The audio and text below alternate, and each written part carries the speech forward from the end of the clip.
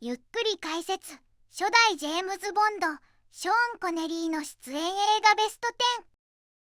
皆さんこんにちは。映画の歴史に燦然と輝くスターは数多くいるけれど、これほどまでに男の美学を体現した俳優はいないんじゃないかしら。おう、レイム。今回はまさに王道中の王道、さあショーン・コネリーの特集だぜ。待ってました。初代ジェームズ・ボンドとして、半世紀以上にわたって世界中のファンを虜にしてきた、まさに伝説よね。今回は、彼の輝かしいキャリアの中から、私たちが独断と偏見で選んだ出演映画ベスト10をランキング形式で発表するわ。今回はまさに王道中の王道ってわけだな。結論から言うと、ショーン・コネリーが今でも愛される理由は、彼が作り上げたジェームズ・ボンドという圧倒的なアイコンの魅力と、そのイメージに甘んじることなく、常に新しい役柄に挑戦し続けた俳優としての気骨、この二つを兼ね備えていたからなんだぜ。皆さんがスクリーンで初めて彼を見て心を奪われた作品はランクインしているかな？単なる人気投票じゃない。彼の俳優としての凄みに迫るランキングになってるから、ぜひ最後まで見ていってくれよな。誰もが知るあの名作から、彼の新たな一面を発見できる意外な作品まで、見どころ満載でお届けしますので、ぜひ最後までお付き合いください。第10位、エントラックメント、1999年。ねえマリサ、早速だけど第10位の発表をお願い。おう、任せとけ。記念すべき第10位は、1999年に公開されたサスペンス大作、エントラップメントだぜ。この映画でコネリーは、69歳にして現役の伝説的な大泥棒っていう役を演じてるんだ。この映画の最大の魅力は、彼の円熟した大人の色気と、スタイリッシュなアクションが見事に融合している点にあるんだぜ。69歳で大泥棒、なんだかそれだけでかっこいいわね。でも、サスペンスってことは、ただ泥棒をするだけじゃないんでしょ？その通りだ。物語は、美術品を専門に狙う大泥棒マック、ショーン・コネリーを捕まえるため、保健調査員のジン・キャサリン・ゼタ・ジョーンズが、自身も泥棒だと偽って彼に接近するところから始まるんだ。ジンはマックの信頼を得て、二人で難攻不落の警備システムをかいくぐり、大仕事を企てることになる。だけど、その裏ではお互いの腹を探り合うような、スリリングな駆け引きが繰り広げられるんだぜ。見ているこっちも、どっちが本当のことを言ってるのかドキドキしちまうんだ。わあ、なんだか007を彷彿とさせるようなスパイ映画みたいな展開ね。それに、若い女性との共演っていうのも華やかで素敵だわ。まさしくその通りだぜ。この映画で彼が見せた、赤い糸を張り巡らせた中をしなやかにくぐり抜けていくレーザートラップのシーンは、彼の身体能力の高さを改めて証明した名場面として有名なんだ。年齢を感じさせないどころか、経験を重ねたからこそ滲み出る自信と余裕が、若いゼタ・ジョーンズ演じるジンとの間に、緊張感と同時に不思議なロマンスを生み出しているんだよな。だからこそ、この映画は、ショーン・コネリーが晩年に至るまで、いかにセクシーで魅力的なスターであり続けたかを証明した一作として、第10位にランクインさせたんだぜ。第9位、ザ・ロック、1996年。第10位のエントラップメントは、晩年になっても衰えない色気が素敵だったわね。次はどんな作品が来るのかしら？おう、もっと度肝を抜かれるぜ。第9位は、1996年に公開されて世界的大ヒットを記録したアクション超大作、ザ・ロックだ。この作品が特別なのは、ショーン・コネリーが演じてきた役柄の集大成とも言える魅力が詰まっていて、彼のフィルモグラフィの中でも屈指のかっこよさを誇る作品なんだぜ。ザ・ロックって、あの有名なアルカトラズ刑務所が舞台の映画よね？元英国諜報部員役って聞いたけど、それってやっぱり、ああ、その通りだ。彼が演じるのは、元英国秘密情報部、つまり MI6 の部員で、アメリカの機密を盗んだ罪で30年以上も投獄されていたジョン・メイソンという男だ。テロリストに占拠されたアルカトラズ島に潜入するため、FBI は島を唯一脱獄した経験を持つメイソンを釈放して協力を求めるんだ。この元 MI6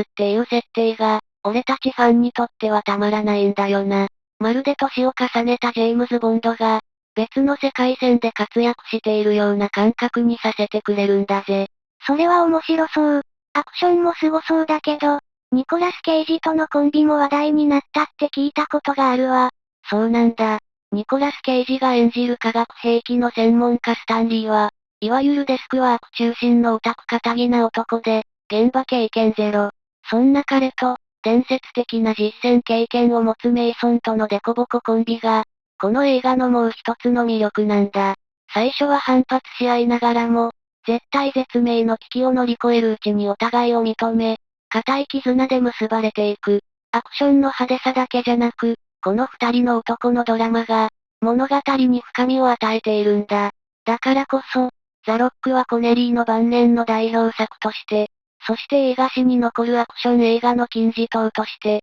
第9位にランクインなんだぜ。第8位、バラの名前、1986年。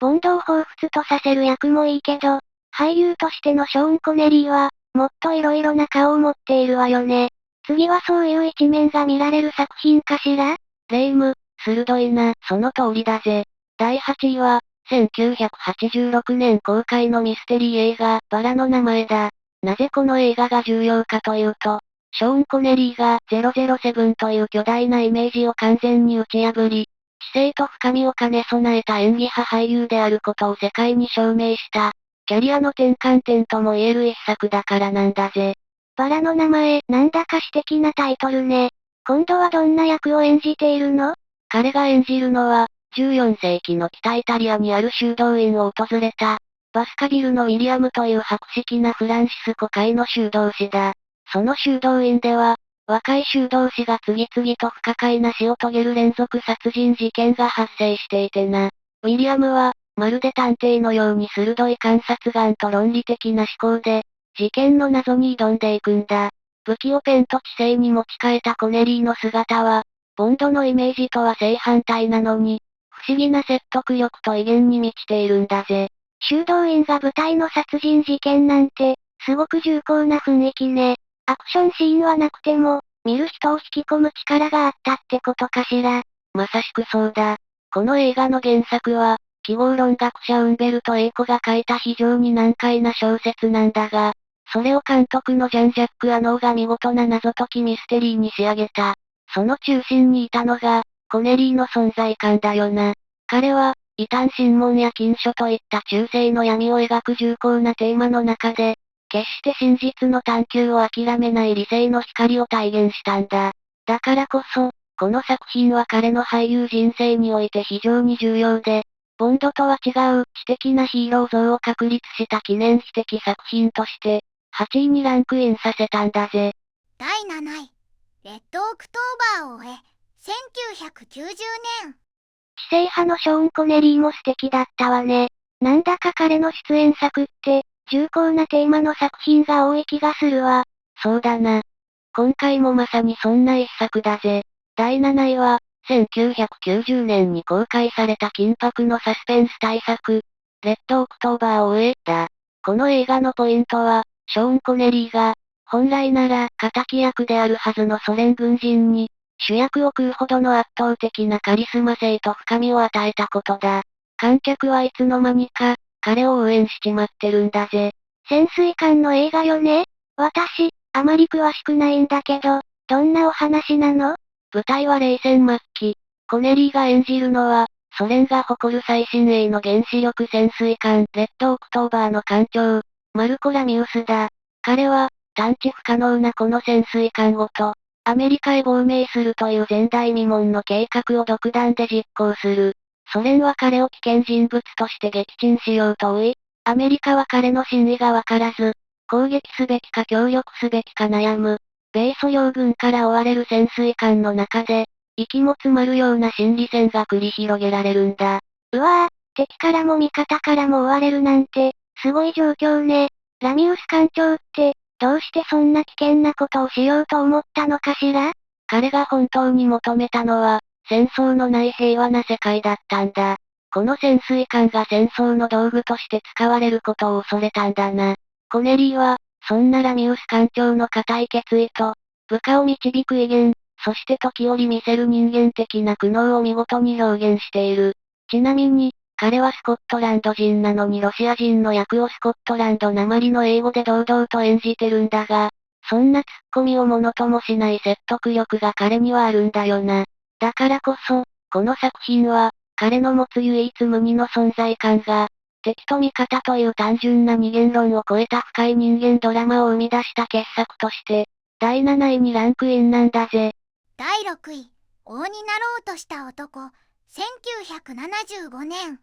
息が詰まるようなサスペンスが続いたから、次はもう少しスカッとするような作品が見たい気分だわ。任せとけ、これぞ男のロマンってやつだぜ。第6位は、1975年公開の冒険活劇の金字塔、王になろうとした男だ。この映画を語る上で欠かせないのは、名優マイケル・ケインという最高の相棒を得て、ショーン・コネリーが最も楽しんで演じたであろう。彼のキャリアにおける幸福な代表作だということだ。彼自身も一番のお気に入りだったと公言してるんだぜ。王になろうとした男、すごいタイトルね。ショーン・コネリーがお気に入りの作品っていうのも興味深いわ。どんなお話なの？監督はジョン・ヒューストン。19世紀末のイギリス領インドを舞台に、元軍人の二人組、ピーチー、マイケル・ケインとダニー、ショーン・コネリーが、前人未到の地下フィリスタンに行って、そこの王様になっちまおうっていう、壮大な計画を立てるんだ。二人の息の合った軽妙なやりとりがとにかく最高でな。無謀な計画なんだけど、彼らの自信に満ちた姿を見ていると、なんだか本当に実現できそうな気がしてくるんだぜ。なんだかワクワクするわね。冒険活劇っていうからには、ハラハラするような展開もあるんでしょ？もちろんだ。厳しい雪山を越え、様々な困難を乗り越えて、彼らはついに目的地にたどり着く。そこでダニーは、ひょんなことから伝説の神様アレキサンダー大王の再来だと勘違いされて、本当に王として崇められることになるんだ。だが、成功を手にした時、二人の友情に少しずつ亀裂が入り始める。ただの冒険探じゃなく、人間の欲望や友情の脆さも描いた、ほろ苦い結末が待っているんだ。だからこそ、この映画は、コネリーとケインという二人の名優のアンサンブルが生んだ、映画史に残る傑作であり、彼の人間味あふれる魅力を堪能できる作品として、第6位なんだぜ。第5位、007、サンダーボール作戦、1965年。いよいよベスト5ね。冒険活劇も楽しかったけど、やっぱりあの役のショーン・コネリーも待ち遠しいわ。ああ、お待たせしたな。ここからはいよいよ007シリーズがランクインしてくるぜ。第5位は、1965年公開のシリーズ第4作、007サンダーボール作戦だ。この作品が画期的だったのは、それまでのスパイ映画の枠を完全に超えた、陸海空を股にかけるスペクタクル大作として、ジェームズ・ボンドの人気を社会現象にまで押し上げた一作だからなんだぜ。サンダーボール作戦。この作品は水中でのシーンがすごいって聞いたことがあるわ。その通りだぜ。物語は、国際犯罪組織スペクターに奪われた原子爆弾をめぐって、ボンドがカリブ海のバハマを舞台に大活躍する話なんだ。この映画の最大の見どころは、なんといっても大規模な水中アクションだな。水中ジェットパックを背負って海を疾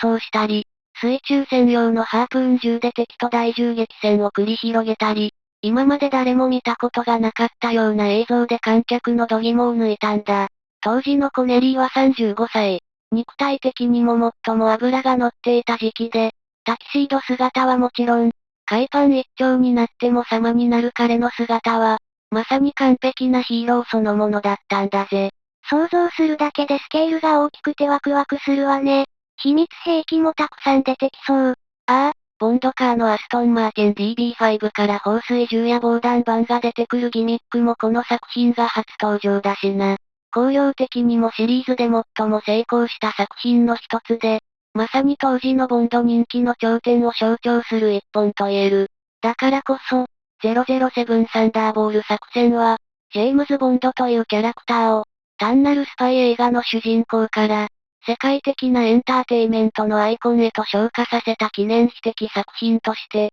第5位にランクインさせたんだぜ。第4位、インディ・ジョーンズ、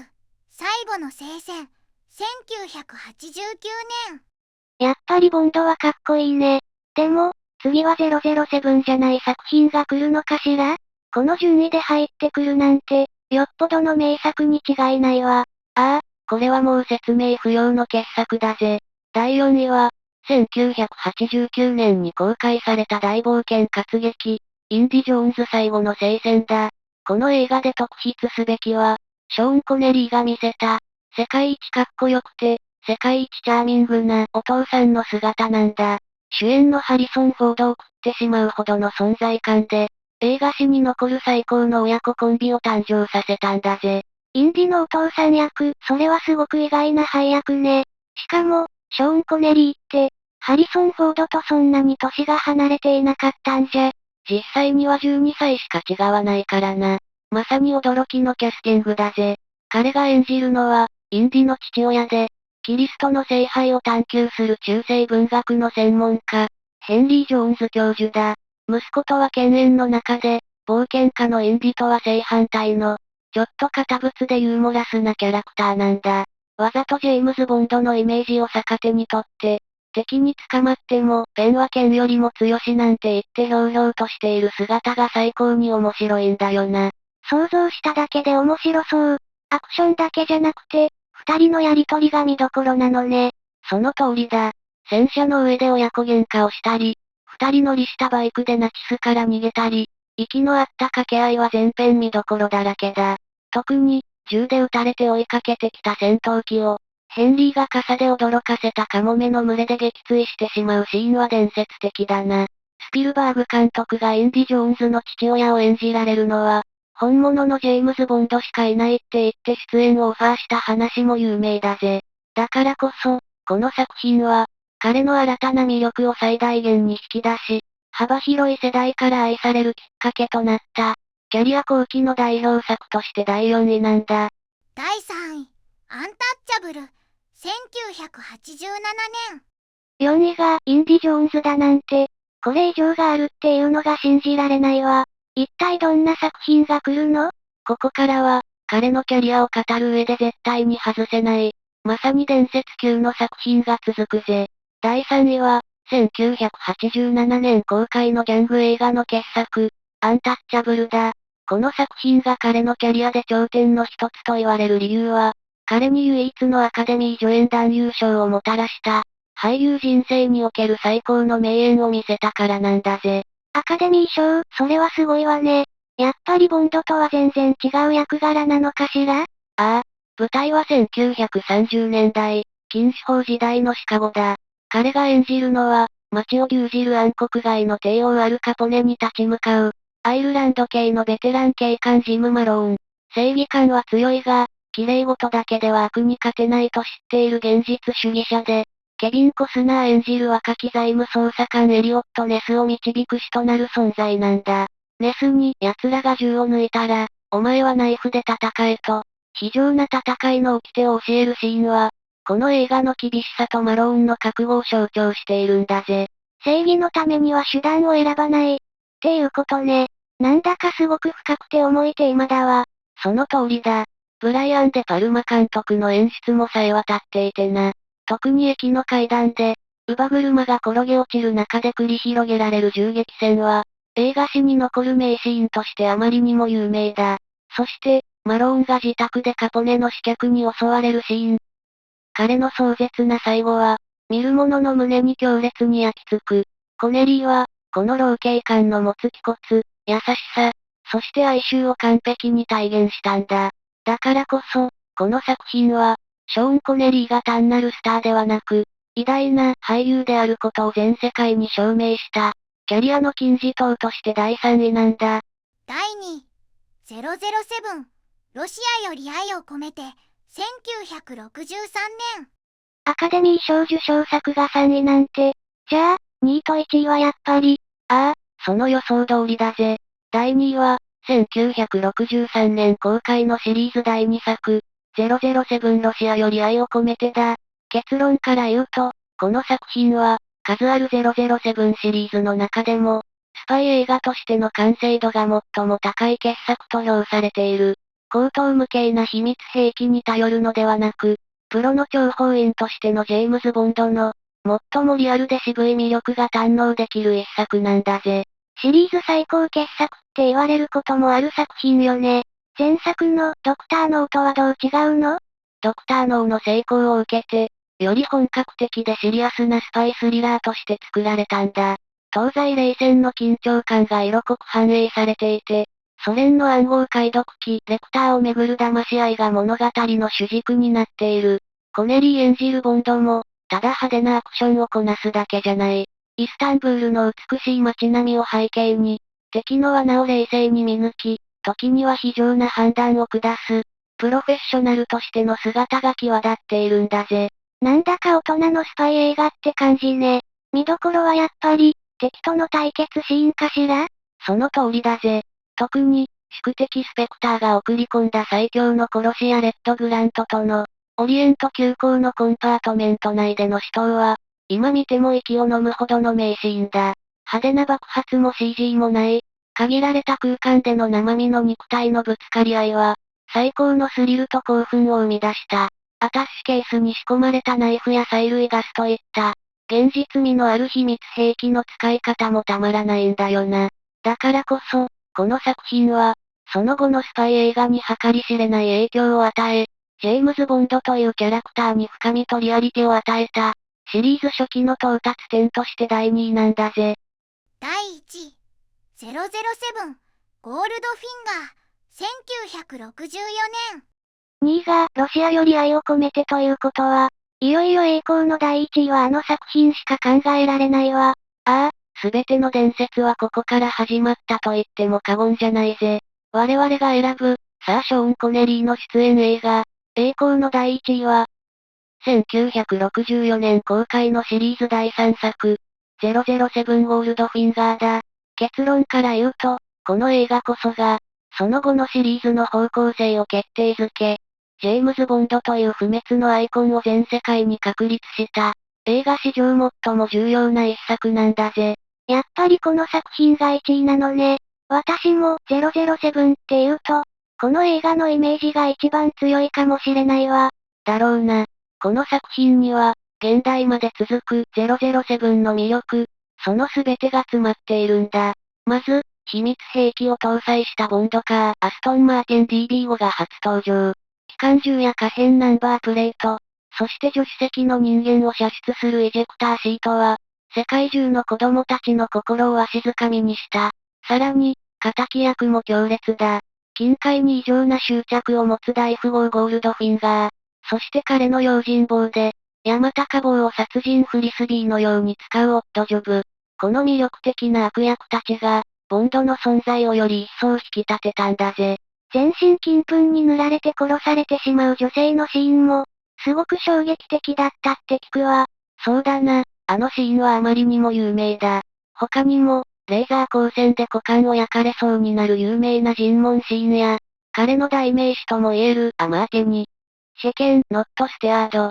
マティーニをステアせずにシェイクで、という決め台詞が印象的に使われるなど、数え上げればキリがないほどの名場面で溢れている。まさに、エンターテイメントの宝石箱みたいな作品なんだ。だからこそ、007ゴールドフィンガーは、ショーン・コネリーの魅力を最大限に引き出し、世界で最もクールでスタイリッシュなヒーロー像を完成させた、永遠に色褪せない最高傑作として、文句なしの第一位なんだぜ。総評またはまとめ。ついにベスト10が出揃ったわね。こうして振り返ってみると、やっぱりショーン・コネリーといえば、ジェームズ・ボンドっていうイメージがすごく強いけど、それだけじゃない、俳優としての奥深さも改めて感じることができたわ。そうだな。結論として、彼は初代ボンドとして不滅のアイコンとなり、その後もイメージに甘んじることなく、アカデミー賞を受賞するほどの演技派俳優としての地位を確立した、唯一無二の存在だったんだぜ。その理由は、彼が持つ圧倒的なカリスマ性と、常に新しい挑戦を恐れなかった俳優としての誇りにあるんだろうな。男らしさ、知性、そしてユーモア。その全てを兼ね備えた彼の魅力は、これからも永遠に色あせることはないだろうぜ。本当にそうね。皆さんの心に残る、最高のショーン・コネリー映画は何でしたか？ボンドのあの作品が入ってないぞ、とか、いやいや、あの名作こそ至高だ、とか、いろんな意見があると思うわ。ぜひ、コメント欄であなたのお気に入りの一本を教えてくださいね。この動画が面白いと思っていただけましたら、チャンネル登録と高評価をよろしくお願いします。最後までご視聴いただきありがとうございました。これからも役立つ情報をお届けいたしますので、チャンネル登録と高評価をよろしくお願いします。コメント欄でご意見や質問もお待ちしています。それではまた次回お会いしましょう。バイバイ。今日も一日良い日で、またね。